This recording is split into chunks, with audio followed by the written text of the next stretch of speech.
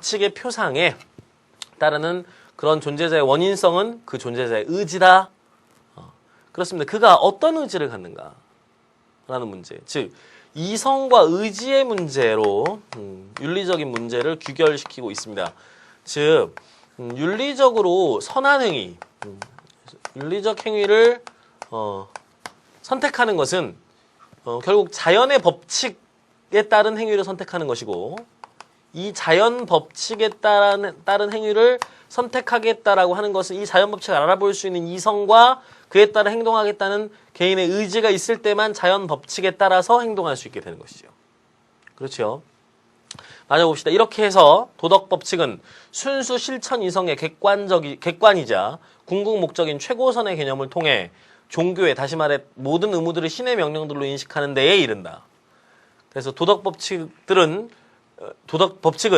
의무들을 곧 남의 의지의 제재, 다시 말하면 임의적인 그 자신의 우연적인 지령들로서가 아니라 각자의 자유로운 의지, 자신의 본질적인 법칙들로 인식하는 데 이른다라는 것이죠.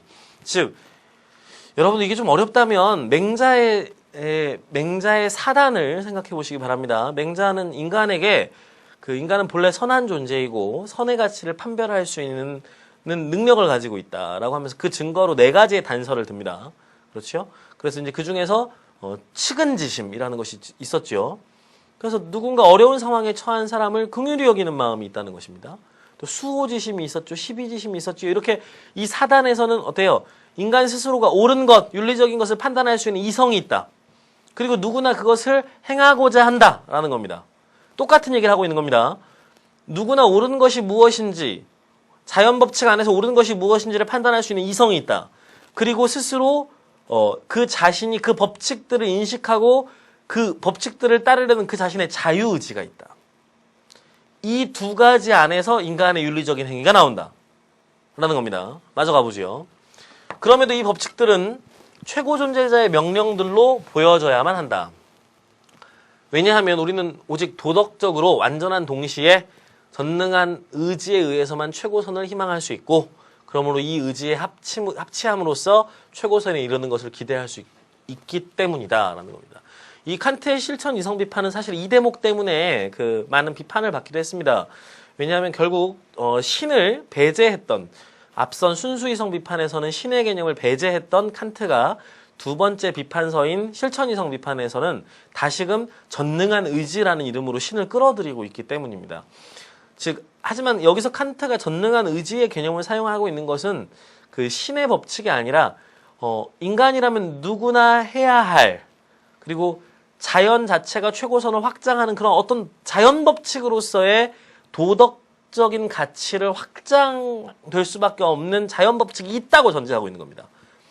그것에 의해서 행동해야만 인간의 도덕적인 행위가 권위를 가질 수 있다는 것이죠. 그래서 인간은 그 도덕적 법칙을 알아볼 수 있는 이성과, 그리고 그것을 스스로의 자유로운 의지로 선택할 수 있는 의지 가운데에서 자연 법칙에 따라서 행동하게 된다면 그것이 윤리적인 선을 확대하는 결과를 낳을 것이다 라고 전망하고 있는 것입니다. 즉, 칸트의 여기서 핵심이 나오지요. 윤리적인 행위는 칸트에게 자연 법칙을 판별하는 이성에 의해서 가능한 것이고, 또 그러한 자연 법칙에 따라 행동하겠다는 순수한 의지에 의해서, 순수하게 자유로운 의지에 의해서 가능한 것입니다. 아까 우리가 칸트 앞에 첫 번째 그 소개를 하면서 구절이 있었지요. 하늘에는 총총한 저 별. 그렇습니다. 하늘에 저 별이 있는 것은 자연 법칙에 따라서 존재하는 것입니다. 마찬가지로 윤리적인 것을 스스로 추구하는 것도 내 안의 자유의지와 내 안의 이성에 의해서 내가 스스로 자연 법칙을 선택하고, 그리고 거기에 따라서 행동하는 것이라는 것이지요. 즉, 이러한 그 자유의지의 문제는 대단히 중요합니다. 그래서 칸트는 이성과 자유의지에 따른 판단의 결과로서의 윤리적 행위의 선택을 이야기했고, 이것이 오늘날 이제 주체적 윤리, 주체 중심의 윤리 철학의 근간으로 자리 잡아 있습니다. 이렇게 칸트의 그 윤리적인 판단의 준거에 대한 견해들을 살펴봤습니다. 그럼 이제 우리가 이 칸트의 이제 윤리서를 윤리교과서에서 배운 개념으로 정리를 해본다면 무엇이겠습니까? 그렇죠. 이것이 의무론적 윤리설이지요. 법칙에 의해 존재하는 의무를 우리가 자유의지에 의해 따라야 한다는 것입니다. 그리고 그 법칙에 따른 의무를 우리가 발견할 수 있는 이성이 있다는 것이죠. 따라서 인간의 이성과 자유의지에 근거하여 자연법칙이 인간에게 제공하는 도덕적인 의무를 스스로 따르고자 하는 것을 선의지라 한다 라는 것이지요. 바로 이 선의지에 부합하는 행위만이 궁극적으로 선하다고 할 수 있다로 이해될 수 있겠습니다. 여러분들이 오늘 읽은 이제 세 개의 제시문을 역순으로 이해해서 이렇게 연결해서 붙이면 그럼 칸트의 논리를, 칸트의 윤리학에 관한 논리를 여러분들이 요약할 수 있는 한 단락을 만들어 볼 수 있겠네요. 한번 연습해 보시기 바라겠습니다. 예, 그러면 그 다음 벤담으로 넘어가 보도록 하겠습니다. 제레미 벤담입니다.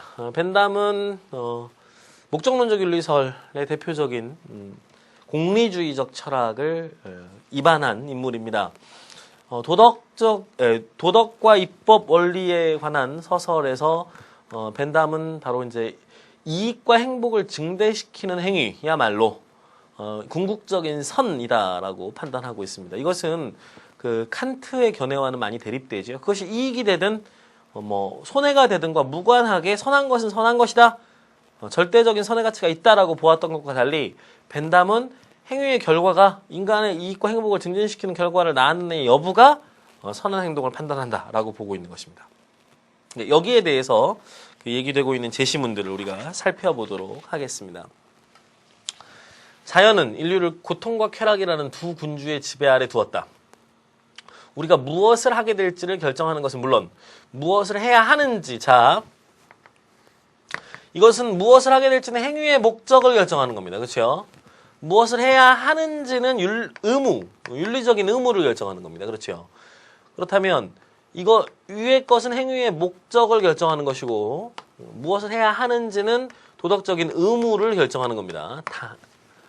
이것은 오로지 고통과 쾌락에 달려있다.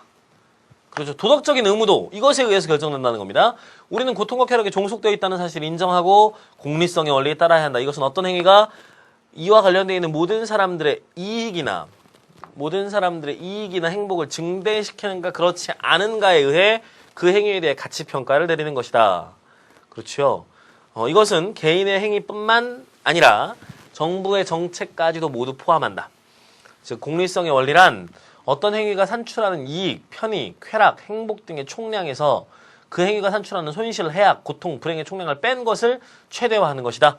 손실과 이익의 합, 쾌락과 고통의 합을 최대화할 수 있는 선택이 윤리적인 행위고 선한 행위고 우리가 추구해야 할 목적이다라고 얘기하고 있는 것입니다. 그렇죠?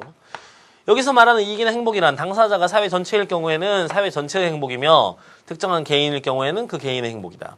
사회의 이익이란